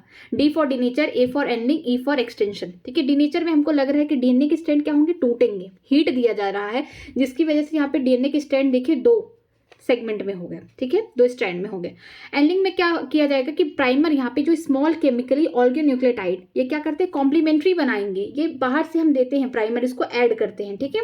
5 to 3 प्राइम इस तरीके से ऐसे बढ़ता रहेगा, लेकिन किसकी हेल्प से होगा, टैग पॉलीमेरेज, ठीक है। इसका नाम टैग पॉलीमेरेज या फिर DNA पॉलीमेरेज कहा जाता है, क्योंकि ये निकाला गया है एक ऐसी बैक्टीरिया से जो कहाँ रहती है, हाई टेम्परेचर पर रहती है, जिसका नाम है थर्मस एक्विकिटस, ठीक है। ये क्या करेगी, डीऑक्सीन्यूक्लियोटाइड को जोड़ने में हेल्प करेगी। हमने प्राइमर तो लगा दिया, लेकिन ये आगे नहीं बढ़ रहा है, तभी बढ़ेगा जब हम टैग पॉलीमेरेज या फिर DNA पॉलीमेरेज जोड़ेंगे। यहाँ पे जब हमने ऐड किया तो ये देखिए एक्सटेंशन होना स्टार्ट हुआ, 5 to 3 प्राइम, 5 to 3 प्राइम, ठीक है। डिनेचर में क्या होगा, DNA 2 भाग में हो जाएंगे। एंडिंग में क्या होगा, हमने प्राइमर तो दे दिया, उसके अलावा हमको टैग पॉलीमेरेज देना पड़ेगा, जो आगे चल के क्या करेगा, दूसरा जो कॉम्प्लीमेंट्री स्टैंड है उसको बनाएगा। तो एक्सटेंशन में क्या हुआ, अब इस तरीके से DNA की फॉर्मेशन हो गई। 30 साइकिल में लगभग 1 बिलियन टाइम्स क्या बन जाएगा, हमारा जो भी डिजायरेबल जीन या डिजायरेबल DNA है बन जाएगा PCR में, ओके। आगे चलते हैं, आगे दिया गया सिंपल स्टीयर टैंक बायोरिएक्टर। ये इस तरीके से बायोरिएक्टर है, यहाँ पे ये स्टेराइल एयर है, ठीक है। ये मोटर है, मोटर इस तरीके से रोटेट करा तो इसमें ब्लेड भी क्या करेंगे, रोटेट करेंगी। Acid base for the pH control होगा, अगर एसिड ज़्यादा बढ़ गया तो pH कंट्रोल का सिस्टम है, ऐसा नहीं है कि कोई चीज़ बहुत एसिडिक है कोई बेसिक है, ऐसा कुछ नहीं होगा। ये हो गया स्टीम फॉर स्टेराइजेशन। फोम ब्रेकर क्यों लगा है, क्योंकि जब ये घूमेगा तो ढेर सारे फोम्स बनने स्टार्ट हो जाएंगे। जब फोम बनने स्टार्ट हो जाएंगे तो ऑक्सीजन की कमी भी हो जाएगी, जिसकी वजह से फोम हटाना पड़ेगा हमको, नहीं तो हमने इसमें माइक्रोब्स वगैरह यूज़ किए हैं बायोटेक्नोलॉजी में तो उनकी डेथ हो जाएगी, ठीक है। ये है फ्लैट ब्लेडेड इम्प्लेयर, ठीक। ये हो गया हमारा, ये जो कल्चर है ब्रूथ कर रहा है, घूम रहा है इधर। आगे देखते हैं, आगे है stirred tank bioreactor through which the sterile air bubbled are sparged, ठीक है। इस तरीके से टैंक है, यहाँ पे ढेर सारा क्या है, एयर है, और इसमें एयर इसलिए दिया जाता है कंटिन्यूसली कि जो हमारा माइक्रोब से ये जल्दी जल्दी अपना काम करे, मीन्स हमारा जो डिजायरेबल प्रोडक्ट है वो जल्दी जल्दी बने, ठीक है। Increase surface area for oxygen transfer, surface area बढ़ाते ताकि ऑक्सीजन केबिलिटी ज़्यादा हो, ठीक है। Bubbles dramatically increase the oxygen transfer area, ये जो बबल से दिखा रहे हैं कि ढेर सारा ऑक्सीजन जा रहा है, यहाँ पे गैस इंटरटेनमेंट मीन्स नॉर्मल बातें की गई हैं। अब आगे देखते हैं बायोटेक्नोलॉजी के एप्लीकेशन में। ये स्ट्रक्चर देखिए, ये किसका है, कॉटन बॉलवॉर्म का, ठीक है। जो कॉटन बॉलवॉर्म है, इनमें जो पेस्ट है वो क्या करती है, ये इस बर्ड को खराब कर दी। ये तो मैच्योर कॉटन है क्या, इसके लिए क्या किया गया है कि बाहर से जीन में चेंज कर दिया गया। इसके लिए कौन सा यूज किया जाएगा, क्राई फर्स्ट AC और क्राई सेकेंड AB, ये प्रोटीन यूज किया जाता है ताकि जो ये बॉलवॉर्म है, कॉटन बॉलवॉर्म है, इनसे छुटकारा मिल पाए, ठीक है। अगर क्राई फर्स्ट AB हो तो किससे छुटकारा देगा, ये होगा कॉर्न बोअर से, ठीक है। आगे चलते हैं, ये देखिए टोबैको जो प्लांट है उसके रूट में इन्फेक्शन हो जा रहा था एक निमेटोड के द्वारा, जिसका नाम था मिलेडोगाइनी इनकॉग्निटा, लेकिन एक ऐसा मैकेनिज्म स्टार्ट किया गया जिसका नाम है RNA इंटरफेरेंस, जिसकी वजह से जो रूट है जहाँ पे इन्फेक्शन हो रहा है रूट के पार्ट में, उसको बचाया जा सके।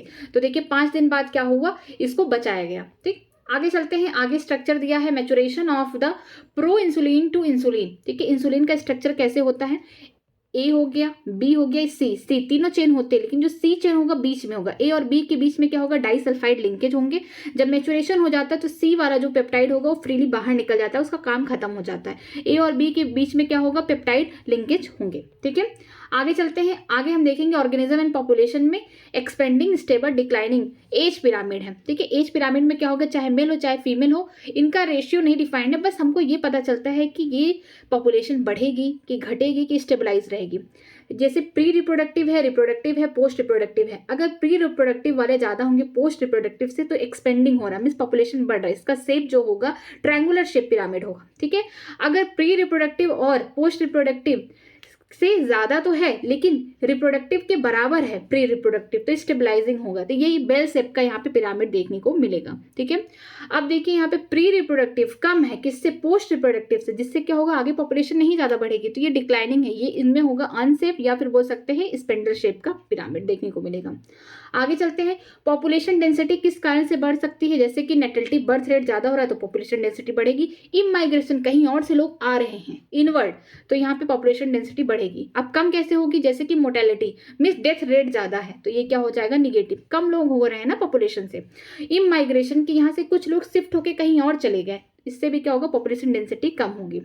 आगे देखते हैं पॉपुलेशन डेंसिटी एंड टाइम के साथ ग्राफ। ये जो ग्राफ है ये दिखाएगा हमको एक्सपोनेंशियल ग्रोथ का, ये वाला जो होगा लॉगरिथमिक ग्रोथ का होगा। एक्सपोनेंशियल ग्रोथ में क्या होगा कि रिसोर्सेज अनलिमिटेड है, जो पॉपुलेशन है उसके पास क्या है अनलिमिटेड रिसोर्सेज, वो अपने आप को क्या कर रहा है एक शॉर्ट टाइम पे अपनी पॉपुलेशन बढ़ा दे रहा है। तो dn/dt equal to RN, are यहाँ पे क्या है इंक्रीज इन इंट्रेंसिक रेट बोल सकते हैं यहाँ पे। ठीक है, इसमें क्या होगा कि birth rate minus death rate होता है आर की वैल्यू। ठीक है, और इस वाले ग्राफ में देखिए ये जो ग्राफ होगा इसको याद रखिएगा कि जे शेप की तरह है, लेकिन ये वाला जो है सिग्मॉइड ग्राफ है, लॉगिस्टिक है, हम बोल सकते हैं मोस्ट रियलिस्टिक ग्राफ है। क्यों, क्योंकि रिसोर्सेज किसी भी पॉपुलेशन के पास अनलिमिटेड नहीं होते हैं। ठीक है, कुछ टाइम के लिए होते लेकिन जीवन भर के लिए नहीं होंगे। तो जब रिसोर्सेज लिमिटेड है तो पॉपुलेशन कैसे ग्रो करेगी, पहले धीरे से, फिर इसके बाद बढ़ेगी फिर कम हो जाएगी, फिर एक टाइम पे क्या हो जाएगी स्टेबलाइज्ड हो जाएगी, इससे ज़्यादा नहीं बढ़ सकती पॉपुलेशन की डेंसिटी। तो इसका जो ग्राफ होगा सिग्मॉइड होगा, इसका जे शेप का होगा, इसका जो फॉर्मूला है dn/dt RN K minus N/K। K क्या है यहाँ पे कैरिंग कैपेसिटी है। ठीक है, अब आगे चलते हैं, आगे है म्यूचुअलिज्म, मीन्स जब दो स्पीसीज को फायदा हो रहा है एक साथ रह के तो म्यूचुअलिज्म हो गया। कंपटीशन में क्या होगा दोनों स्पीसीज को घाटा हो रहा है। ठीक है, अब देखिए प्रेडिशन और पैरेडिज्म में सेम है कहानी, एक स्पीसीज को फायदा होगा एक को घाटा होगा। कम्युनिज्म में क्या होगा एक को फायदा हो रहा है एक को ना फायदा ना नुकसान, कुछ नहीं हो रहा है। अमलिज्म में क्या होगा एक स्पीसीज को घाटा हो रहा है इसमें फायदा हो रहा है। ठीक, ये देखिए म्यूचुअलिज्म का अच्छा एग्जाम्पल दिया गया एनसीईआरटी में कि एक जो प्लांट है फिग, ठीक है, इसमें क्या है फिग प्लांट में इसको एक पॉलिनेटर की ज़रूरत है। पॉलिनेटर की ज़रूरत इसलिए है ताकि पॉलिनेशन हो, ये आगे चल के फ्रूट बना सके, सीड बना सके। लेकिन जो वास्प है ये क्या करेगा, इसका पॉलिनेशन तो कर दिया लेकिन इसको जगह चाहिए कि अपना जो एग है उसको ले कर सके।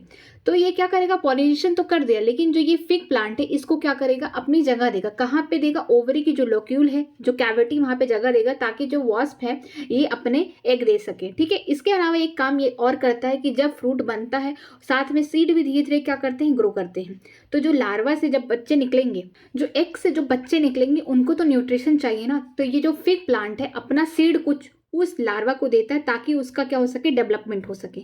तो जो ये वास्प है ये क्या कर रहा है, पॉलिनेशन कर रहा है, इसका प्लांट का फायदा हो गया। इसके अलावा प्लांट अपने कैविटी मीन्स अपने जो लोक्यूल है या फिर बोल सकते ओवेरियन कैविटी में इस वास्प को क्या दे रहा है, जगह दे रहा है ताकि ये क्या कर सके, अपना एग ले कर सके। ठीक है, एग ले कर सके जिससे क्या हो सके कि जो इसके लार्वा है वो डेवलप कर सके, उनको जगह चाहिए। तो डेवलपिंग लार्वा के लिए क्या देते हैं, सीड देते हैं अपना। आगे चलते हैं, आगे है ये पी पॉलिनेटेड ऑर्किड प्लांट। ये पी पॉलिनेटेड ऑर्किड है जो कि मेडेरियन, हम बोल सकते हैं मेडेरियन ऑर्किड की कहानी है कि जो उसका एक पेटल होता है ना वो बी की जैसा होता है, फीमेल बी की तरह। क्यों, क्योंकि जो बी होते हैं यहाँ पे ये क्या करते हैं, उस पत्ती को देखते तो सोचते हैं कि हमारी जो फीमेल है वो वहाँ है, तो उसके साथ क्या करने लगते हैं, सीडो कॉपुलेशन करने लगते हैं, जिसकी वजह से क्या होता है कि जो बी होते हैं इनके ऊपर क्या हो जाते हैं, ढेर सारे पॉलन ग्रेन चिपक जाएंगे। जब अगली बार किसी और ऑर्किड फ्लावर के पास जाएंगे तो वहाँ पे पॉलिनेशन कर देंगे या फिर इसी में पॉलिनेशन कर देंगे। ठीक, आगे चलते हैं इकोसिस्टम में देखिए एक प्लांट है, ग्रो किया, उसकी पत्ती झड़ गई। ठीक है, इसमें क्या ऑर्गेनिक मैटर है। अब ऑर्गेनिक मैटर है कुछ इंसेक्ट खाएंगे, ठीक है, या फिर आगे चल के थोड़ा सा क्या होगा, डिकेइंग होगा, किसकी हेल्प से होगा, ये होंगे फंगस और जो भी बैक्टीरिया प्रेजेंट है सॉइल में क्या करेंगे, इसको डिके करेंगे और जो इनका ऑर्गेनिक मैटर उसको ब्रेक डाउन कर देंगे सिंपल इनऑर्गेनिक मैटर में, फिर से वो सॉइल में आ जाएगा। फिर से जब प्लांट कि रूट्स तो सॉइल में ही है, तो उससे क्या लेंगे, अपने इनऑर्गेनिक मटेरियल ले लेंगे। ठीक है, आगे चलते हैं। Producer, primary consumer, secondary, tertiary, ये क्या है, फर्स्ट ट्रॉपिक लेवल में कौन होंगे, प्लांट होंगे जो खाना बनाएंगे। चाहे किसी भी इकोसिस्टम की कहानी है कि पहले में कौन आएंगे, फर्स्ट ट्रॉपिक लेवल में प्रोड्यूसर आएंगे। जैसे फाइटोप्लैंक्टन हो गए, ग्रासेस हो गए और ट्री हो गए। प्राइमरी कंज्यूमर कौन होंगे, जो हर्बीवोर्स होंगे। ठीक है, वो कहाँ पे आएंगे, सेकेंड ट्रॉपिक लेवल में, जू प्लैंक्टन, ग्रास होपर, काउ हो गए। ये देखिए थर्ड ट्रॉपिक लेवल में कौन आएंगे, कार्निवोर्स आएंगे, या फिर हम बोल सकते हैं सेकेंडरी कंज्यूमर, बर्ड्स हो गई, फिशेस हो गए, वुल्फ हो गए। ठीक है, फोर्थ ट्रॉपिक लेवल में हम टॉप कार्निवोर्स बोल सकते हैं, फिर टर्सरी कंज्यूमर बोल सकते हैं, जो मैन और लायन।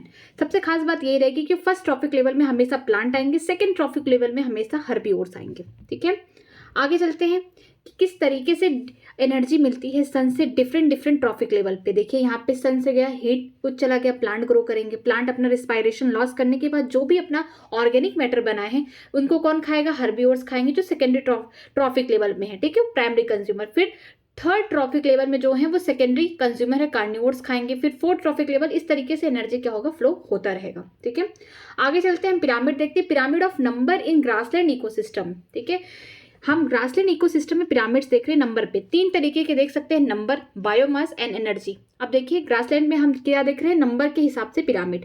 तो पहला क्या होगा, फर्स्ट ट्रॉपिक लेवल में प्रोड्यूसर होंगे, सेकंड में कौन होंगे, प्राइमरी कंज्यूमर होंगे। ठीक है, थर्ड ट्रॉपिक लेवल में सेकेंडरी कंज्यूमर और फोर्थ में टर्शरी कंज्यूमर। यहाँ प्लांट अप्रॉक्स 6 मिलियन प्लांट है लगभग, खाना तो बहुत ढेर सारा बनेगा, लेकिन इनके जो प्राइमरी कंज्यूमर है कम है, इनके जो सेकेंडरी कंज्यूमर है और कम है, और टर्शरी और कम है। तो ये हमको क्या दिख रहा है, अपराइट दिख रहा है पिरामिड। नेक्स्ट चलते हैं बायोमास के अकॉर्डिंग। ठीक है, ये जो होंगे प्लांट यहाँ पे ज्यादा होंगे, इसके बाद यहाँ पे primary consumer, secondary consumer, tertiary, इनका जो बायोमास है एकदम कम है। ठीक है, तो ये भी क्या है, हमें अपराइट दिखा। अब देखते हैं inverted pyramid of biomass, standing crop of phytoplankton support a large standing crop of जूप्लैंक्टन। ठीक है, ये मत सोच लेना कि ये फाइटोप्लैंक्टन होगा, नहीं, हमेशा जो फर्स्ट ट्रॉपिक लेवल होगा वही बताएगा कि वो प्लांट मिस फाइटोप्लैंक्टन होंगे या फिर प्रोड्यूसर होंगे। ठीक है, तो ये कौन होगा, ये फाइटोप्लैंक्टन होंगे, इनके ऊपर जूप्लैंक्टन। यहाँ पे आपको इन्वर्टेड देखने को मिल रहा है कि मिस थोड़े से, हम बोल सकते बहुत कम बायोमास के यहाँ पे फाइटोप्लैंक्टन बहुत बड़ी बड़ी फिशेस को या बहुत ज्यादा बायोमास के जो प्लैंक्टन को फीड कर रहा है, उनको खाना दे रहा है। तो ये क्या है, इन्वर्टेड है। आगे चलते हैं, हम पिरामिड ऑफ एनर्जी को आइडियल इसलिए मानते हैं कि चाहे कोई भी इकोसिस्टम हो उसमें क्या होगा, आपको अपराइट ही मिलेगा। लेकिन यहाँ पे देखिए ग्रासलैंड तो अपराइट है नंबर में, लेकिन बायोमास में क्या हुआ कि हमको जो एक्वेटिक वाले हैं उनमें हमको इकोसिस्टम में क्या देखने को मिला कि जो बायोमास की पिरामिड है वो इन्वर्टेड है। लेकिन जो हम बोल सकते हैं जो एनर्जी है, चाहे वो ग्रासलैंड हो, फॉरेस्ट हो, चाहे एक्वेटिक कोई भी इकोसिस्टम हो, वहाँ पे क्या होगा, अपराइट होगा। मीन्स सबसे ज्यादा एनर्जी किसके पास होगी, प्रोड्यूसर के पास होगी, उसका 10% जाएगा प्राइमरी कंज्यूमर के पास, फिर उसका 10% सेकेंडरी और फिर टर्शरी के पास, इस तरीके से जाएगा। ठीक है, आगे देखते हैं बायोडाइवर्सिटी एंड कंजर्वेशन, लास्ट है ये। इनवर्टिब्रेट का इस तरीके से पाई चार्ट दिया गया है, तो सबसे ज्यादा इंसेक्ट है, फिर अदर एनिमल है, फिर है मोलस्कस, फिर क्रस्टियन। इसके लिए एक शॉर्ट ट्रिक है, इंसेक्ट आओ मुझे चबाने, इंसेक्ट आओ मुझे चबाने। सबसे ज्यादा कौन है, इंसेक्ट्स है, इसके बाद है अदर एनिमल, ठीक है, इन्वर्टिब्रेट्स में, फिर मलस्कस है, फिर क्रस्टियंस है। स्पीसीज का ये पूरा पाई चार्ट दिया गया है। वर्टिब्रेट्स में सबसे ज्यादा कौन है, फिश है, फिर इसके बाद आपको देखने को मिलेगा कौन, बर्ड्स देखने को मिलेंगे। ठीक है, इसके बाद इसमें देखने को मिलेंगे रेप्टाइल, फिर एम्फीबियन, फिर मैमल। अब इसके लिए एक ट्रिक है कि एफबी पे कौन है, राम है। ठीक है, एफबी पे कौन है, राम है। मिस फेसबुक कोई लड़का है राम, वो फेसबुक पे है। ठीक है, तो इससे याद रखिएगा, सबसे ज्यादा फिश है, फिर बर्ड है, फिर इसके बाद रेप्टाइल हो गया, फिर एम्फीबियन हो गया, फिर मैमल हो गया। यहाँ पे जो फिश की स्पीसीज है वो मैमल, बर्ड्स, रेप्टाइल और एम्फीबियन की स्पीसीज का सम कर देंगे उसके बराबर है।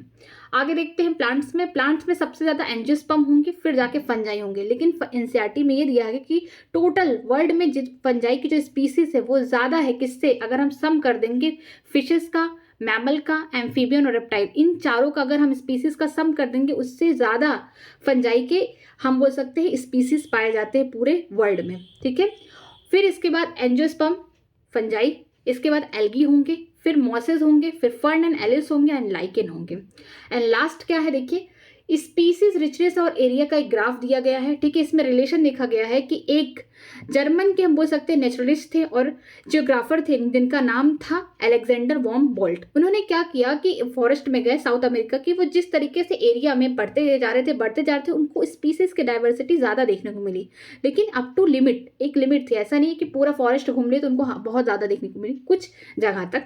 तो यहाँ पे क्या हुआ, धीरे धीरे वो बढ़ते गए, एक टाइम तक क्या हुआ, बहुत ज़्यादा स्पीसीज की डाइवर्सिटी उन्होंने देख लिया, बट यहाँ तक लिमिट लग गई। एरिया बढ़ा रहे, इसके बाद भी स्पीसीज की डाइवर्सिटी नहीं बढ़ रही है। तो यहाँ पे क्या देखने को मिलेगा, ग्राफ कैसा है, रेक्टेंगुलर हाइपरबोला, कि एरिया बढ़ाने से स्पीसीज की डाइवर्सिटी क्या हो रही है, रिचनेस क्या हो रही है, बढ़ रही है। यहाँ पे उन्होंने इक्वेशन दिया है S=C S क्या है, स्पीसीज हो गया, C क्या है, ये y इंटरसेप्ट जो कट लगा है y इंटरसेप्ट का वो है, ए क्या है एरिया, Z क्या होगा स्लोप ऑफ द लाइन। अगर हम लॉग स्केल पे हम इसको रिप्रेजेंट करेंगे तो स्ट्रेट लाइन आएगा, लेकिन ऐसे नॉर्मली देखेंगे तो इसका शेप क्या है, रेक्टेंगुलर हाइपरबोला। तो यहाँ पे क्या होगा log S, ठीक है, ये log C हो गया, Z आगे आ जाएगा प्लस करके log A। इस तरीके से हम लोग का पूरा कंप्लीट बायोलॉजी क्लास 12 का कंप्लीट हो गया डायग्राम के साथ। अगर कहीं भी आपको डाउट है किसी भी डायग्राम में या किसी भी फ्लो चार्ट में तो प्लीज़ मुझे कमेंट सेक्शन में कमेंट करिएगा, मैं उसका रिप्लाई करूंगी।